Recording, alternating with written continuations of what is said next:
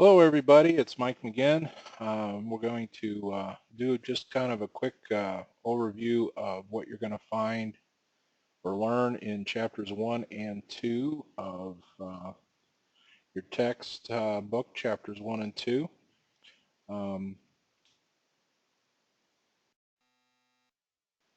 First, what I want to do is clue you in on a couple things in case you haven't noticed already. My screen should be sharing now. Want to point your attention to Blackboard, and if you log into our class, you scroll through the announcements, it's down here a little ways because I put it in the first welcome message for me in the announcements section, but I want you to notice that there are 4 presentations here. These are basically presentations over the chapter. They do an excellent job. They come from a PC Connection site and are actually, I believe, narrated by the author of your textbook, Mark Ciampa. I've gone through these. They seem to be excellent, and they do a really good job. I think if you go through this and you read the chapter, you're pretty much going to have the chapter nailed. So I would encourage you very strongly to take, you can get through these in probably about an hour. And they do, like I said, they do an excellent job. And then today I posted for Chapter 2, there's a couple more presentations that cover Chapter 2, talking about malware and social engineering attacks, and those do an excellent job as well. So again, very important that you go through these presentations, and I think you'll like what you hear. They do a pretty good job.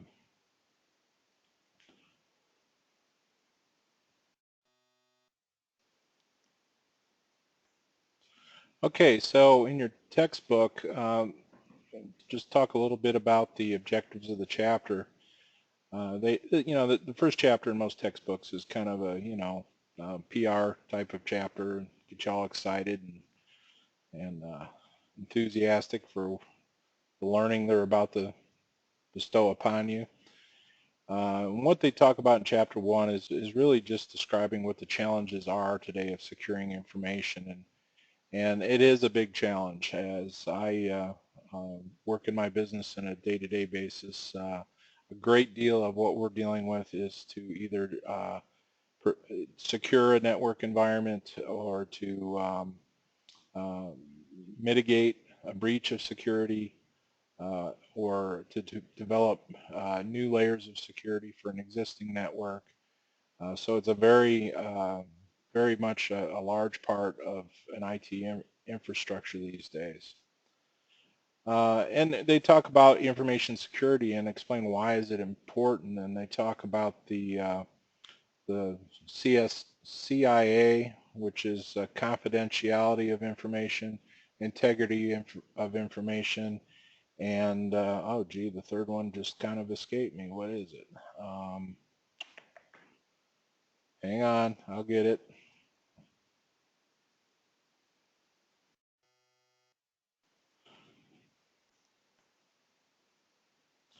Oh yeah, the third one is availability of information. Don't do you much good unless you can get to it. So anyway, that they talk about that, and that's a real important concept. This CIA aspect of security, confidentiality of information, the integrity of the information, which means it's not been altered, and the availability of the information, which means it's there when people want it and need it. So the other thing they talk about is the AAAs. The AAAs are authentication, authorization, and accounting. Authentication is a means by which we can assure that the person that is getting into the system is who they say they are, and also that the resources that they access, they are indeed authorized to access. So it's not so much to get access to a network or a system, but what can you do when you get there? And then, of course, accounting it pertains to the ability to just log and track what people are doing on the system or network, so that we know whether or not our security policies are working. or if we need to track who breached the security, these accounting mechanisms can also be very helpful. And they talk also about the types of attackers that are common today, and there's lots of them. There's the what they call the script kiddies, which are basically amateur hackers that try to breach security on websites, etc., using tools that are pretty commonly available. Don't take a lot of technical skills, all the way up to cyber terrorism, where um, you know, groups of people that are very talented technically have a ideological or political agenda to actually cause havoc in our cyber world today. There's a lot of in between. You've got cyber criminals that are looking to do things for their own personal gain, etc. And we see it all. One of the biggest problems we see in our business is our customers getting attacked with ransomware, which is basically cyber criminal activity where a user unwittingly installs malware on their computer and in essence holds their system and their files hostage until they pay a ransom. So huge issue today with a lot of small customers especially that don't have the security mechanisms in place or the user education in place to prevent that type of a situation to happen. And the chapter talks about the basic steps of an attack and the five basic principles of defense. What we do is we try to, and they talk about this in the last part, is as far as the principles of defense, is that what's really important is that you have a layered defense. It's not just good enough to have a firewall. You have to have a firewall to protect intruders from getting in, but then once they get in, you have to have good system and network authentication mechanisms that make sure that they got to get through that. And then once they get in through that, your line of business system should have another layer of authentication in most cases, like if you have an ERP system or an accounting system or whatever. And then things like antivirus and anti-malware solutions deployed to protect the endpoints. Endpoints, I mean PCs and the like, even smartphones. So that's a key concept that you need to keep in mind as you start getting out there in the world and start dealing with actual real live network infrastructures. Because if you walk into a situation and they don't have layered defense mechanisms, they're not very secure.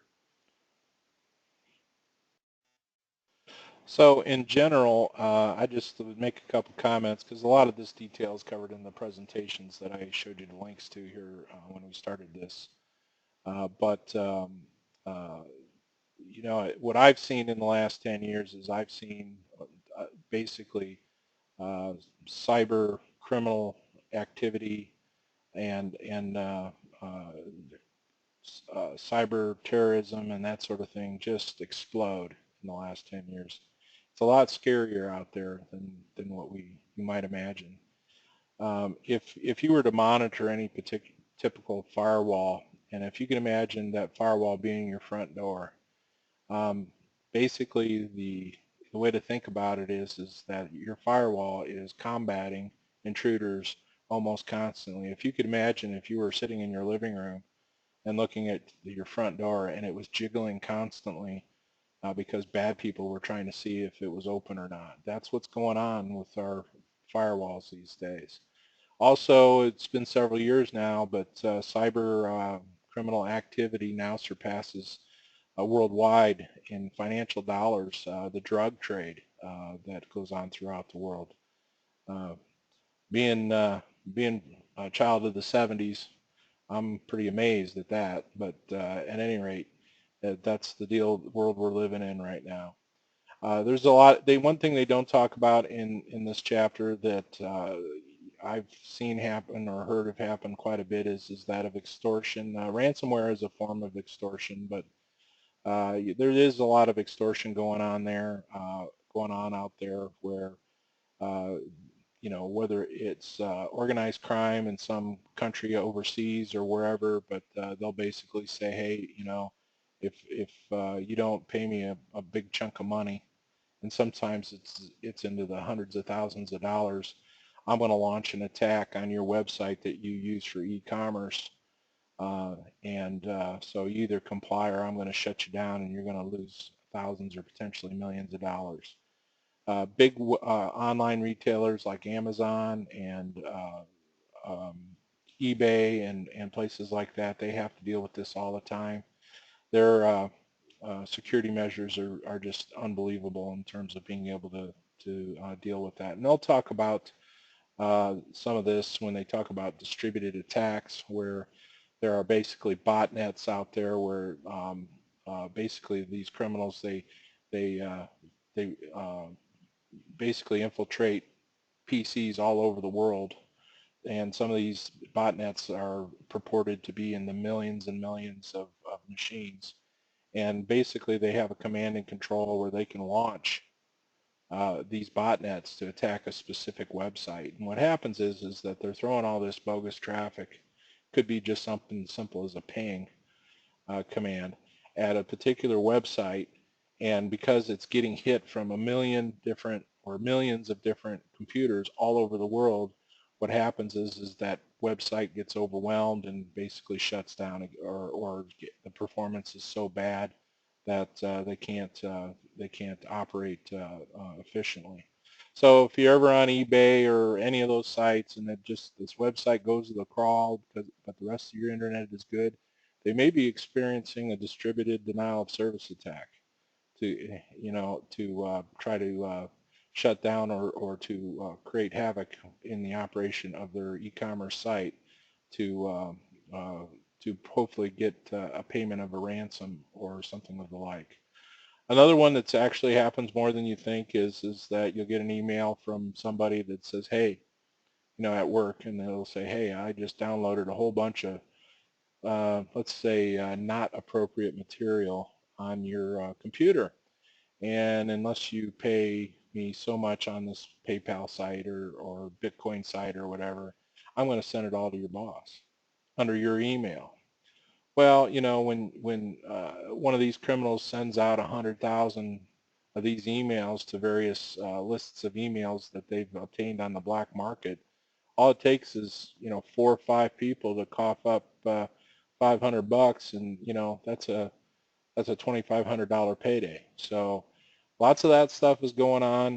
Phishing websites are out there too, where they try to coax users into giving up information that can be used for identity theft, that sort of thing. So a lot of this is talked about in Chapter 1. It's pretty good stuff. It kind of whets your appetite for this whole subject area, and I would definitely take the time to go through the presentations and see what you can learn. In Chapter 2, what they talk about is they really start getting into all the different types of threats that are out there to the IT infrastructure environment. And they talk about malware, and malware is basically a broad term that indicates that anything that can be done in terms of software that a user can either knowingly or unknowingly have installed on their machine that can create problems for the organization and ergo the IT director or the security officer or security technician, whatever the case may be. They talk about many different types of malware, and there's quite a few of them. They identify the various ways that malware is contained in what their attack mechanisms are, and they refer to that as identifying the payloads of malware. And then they go into talking a little bit about the types of social engineering, psychological attacks, and that's where they talk about phishing and that sort of thing. And then there's actually social engineering attacks, and this happens a lot more than what you might think. And this is where someone, either on the phone or walking in the door or whatever, figures out a way to either breach security or to obtain information that will allow them to breach the security digitally. Um, it amazes me on how many places that I walk into where their server rooms are not physically secure. Any server room, and I don't care how small the company is, unless it's very tiny, should be in a room that has a passcode key to get into it, that sort of thing. A lot of times backups are not taken off site. We see it all the time. And and breaching security can be as easy as someone calling up and and being really really nice on the phone and just asking a few probing questions and not ask so many questions that will raise suspicion, and then they call somebody else in the company and they go after another piece of information before suspicion arises, and before they know it, they've got enough information that they might be able to put together a strategy to breach your security. So this does happen a lot more than you think, and it's something that you definitely need to be aware of.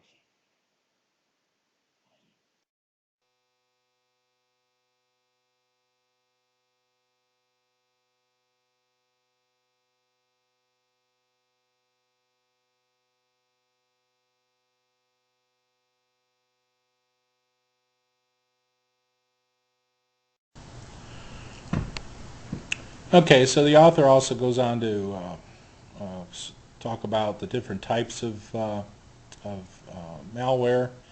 Basically, three major categories: viruses, worms, and trojans. And there's a nice table here in table 2.2 in your text that talks about the differences between the two. Also, there's a nice discussion before that where they talk about how viruses are so difficult to detect and what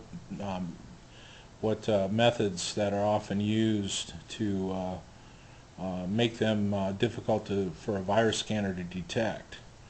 And viruses basically adapt all the time. There's variants of viruses that come out, and what they're doing is they're trying to basically change themselves to allow them to not be detected where they may be commonly detected now. And these are known as day zero viruses that are either brand new viruses or viruses that have been basically reworked so that they avoid the antivirus scanners. And these little buggers can cause all kinds of problems. They can cause your computer to crash. They can erase files or your hard drive completely. They can turn off computer security settings, allowing for remote access, etc. So, and also viruses can remain dormant for a period of time before unleashed. That's essentially what a bot is. A bot virus on your computer is it's out there waiting for someone out there on the on the internet that has command and control capability over that bot to basically unleash it and have it attack a, remote host somewhere else on the internet. What we commonly see is when this happens is that spyware scanners that are out there on the internet will end up you know detecting these things and can shut down your email, put them on blacklists, etc. So again, this is all very, very difficult to police and to mitigate, etc. There's also a lot of malware that collects data. Spyware basically tries to track where you're going on the internet and provides that information to other organizations so that they can tailor your pop-up ads, etc. There's keyloggers that can be installed that silently captures and stores each keystroke that a user types on their keyboard. These even are out there for webcams and etc. so that anything that you record on your webcam could be basically sent to some remote person out there on the internet, or even allow for someone to possibly turn on your webcam without your knowledge and actually watch you. Yeah, pretty scary, huh? So, and then of course there's adware, which is basically malware that's been installed on your machine that's basically creates all kinds of pop-ups in your web browsers. Real pain. Adware is usually installed unknowingly by the user when they've installed other things that they think they do want. A lot of times it's objectionable content, as an example, gambling sites or pornography. They can be a real nuisance. Um, that's really what Chapter 2 is about. Again, the presentation does a lot better job than I'm going to take the time to go over this with you today. But that's the highlights of Chapter 2. So get after it, and we'll talk some more next week. Thank you.